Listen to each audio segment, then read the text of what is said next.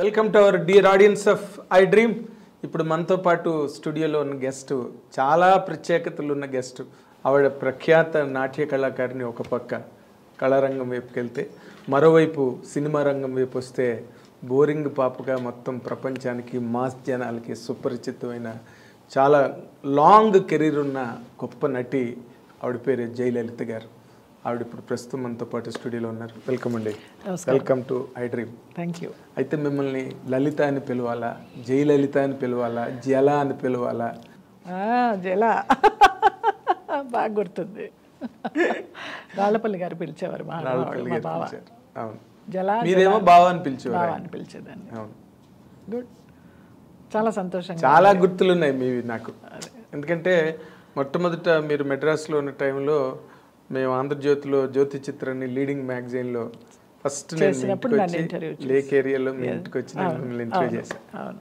అప్పటి నుంచి మీరు నాకు బాగా పరిచయం. తర్వాత హైదరాబాద్ వచ్చిన తర్వాత ఎన్ నెంబర్ ఆఫ్ షూటింగ్స్.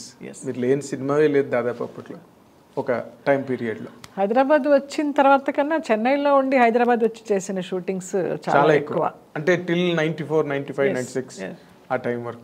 అప్పటి వరకు ఇంకా మెడ్రాస్ ఇంకా 2000 నుంచి కొంచెం కొంచెం తగ్గుతూ వచ్చింది. 2003 ఎప్పుడైతే షిఫ్ట్ అయినానో మళ్ళీ ఏవిఎస్ గారి సినిమా ఓరిని ప్రేమ బంగారం గారి దగ్గర నుంచి అలాగా కొంచెం పుంజుకున్నారు మీరు.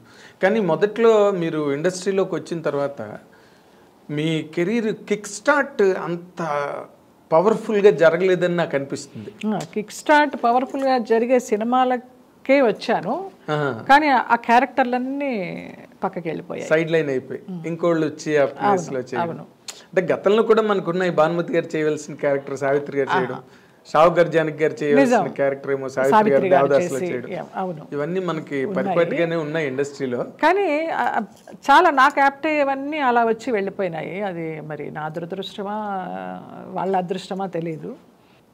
ఒక్కసారి ఇన్నాళ్ళు ఈ కెరీర్, 40 ఏళ్ల కెరీర్ కనుక వెనక్కి వెళ్ళి ఒకసారి చూస్తే మీ దానిలో అదృష్ట దురదృష్టాలు ఎక్కువ ప్లే చేసాయని అనిపిస్తుంది మీకు?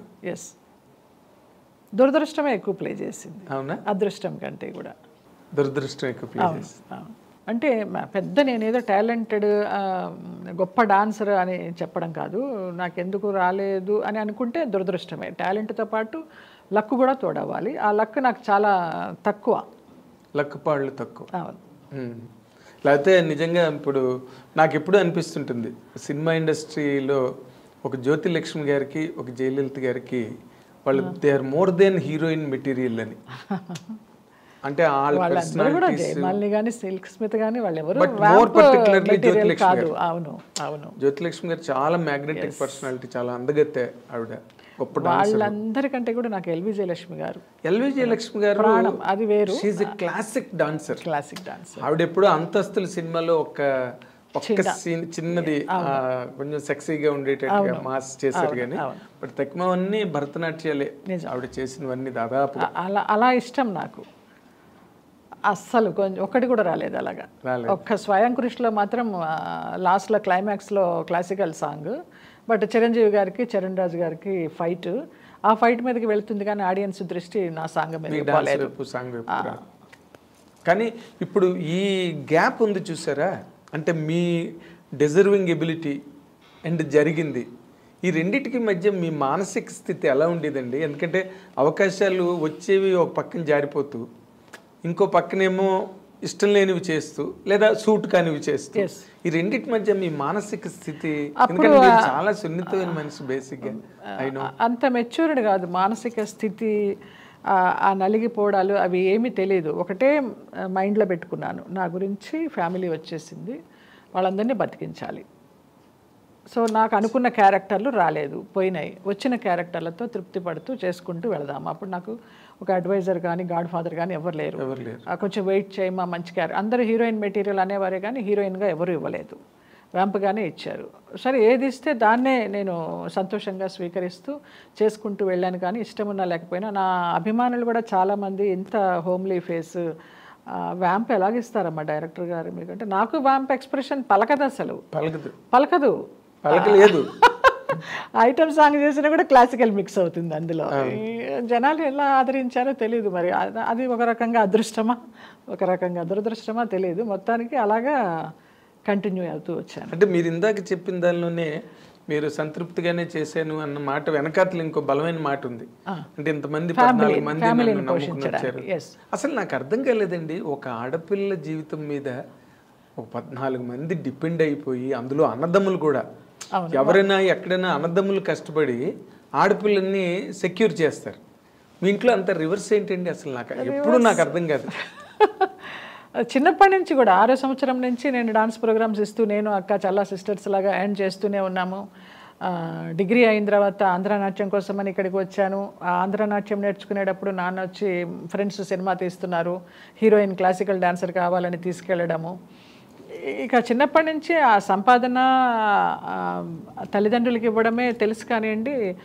అదే ఓకే. ఇప్పుడు ఒక స్టేజ్లో మీరు మామూలుగా క్లాసికల్ డ్యాన్సులు ప్రోగ్రాంలు గట్ట చేయడం, అది it is not a full career అప్పటికి. ఇంకా ఏదో ప్రోగ్రామ్కి వెళ్తే వాళ్ళు ఏదో ఒక రెమ్యునరేషన్ లేకపోతే గౌరవ ఆనరోరియం ఏదో, దాంతో కూడా ఫ్యామిలీ గట్టాన్ అయ్యేది.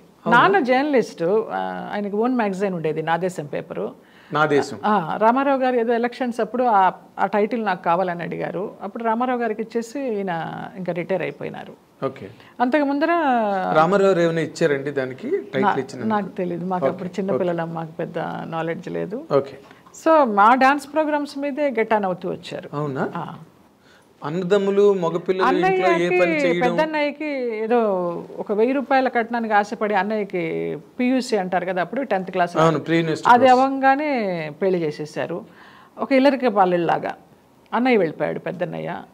రెండో అన్నయ్య ఏమీ లేదు, తను బీఎస్సీ చదువుతూ అలాగే, అంత పెద్ద బాధ్యత గలవాడు కాదు.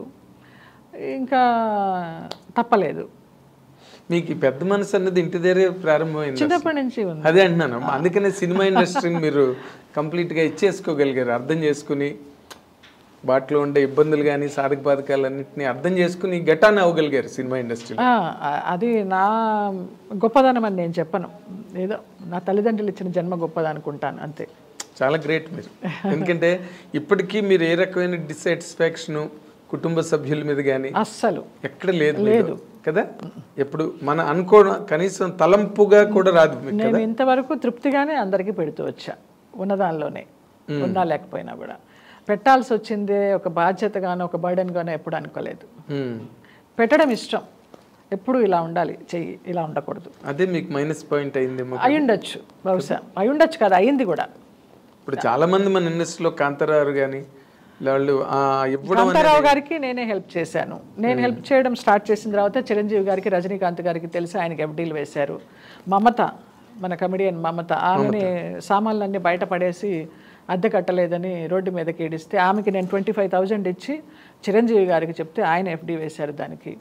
చిరంజీవి గారు ఒక గొప్ప మాట అంటారు ఎప్పుడు కూడా, నేను పాలకొల్లు నుంచి ఎవరో ఆయన అభిమానులు వస్తే అప్పుడు తీసుకెళ్ళాను, నాకు ఫోటో కావాలమ్మా చిరంజీవి గారితో అంటే, ఆయన అక్కిరాజు గారు అని చాలా పెద్ద ఆయన, మనం పాలకొల్లు వైపు షూటింగ్లకి దానికి వెళ్ళినప్పుడు లొకేషన్స్ పర్మిషన్ అది ఇచ్చేవారు. చనిపోయారు. వంశీ గారికి, పెద్ద వంశీకి చాలా దోస్తు ఆయన. తీసుకువెళ్తే వాళ్ళతో ఫోటో దిగి నా గురించి చెప్పారు, ఈ అమ్మాయి వృత్తి వేరు ప్రవృత్తి వేరు, తను చేసే వేషాలకి, తను చేసే సేవా కార్యక్రమాలకి అసలు పొంతనే ఉండదు, మేము ఏదైనా చిన్న సహాయం చేసి పెద్ద పబ్లిసిటీ ఇచ్చుకుంటాము, ఆ అమ్మాయి అలా కాదని కాంప్లిమెంట్ ఇచ్చారు నాకు. What a great compliment.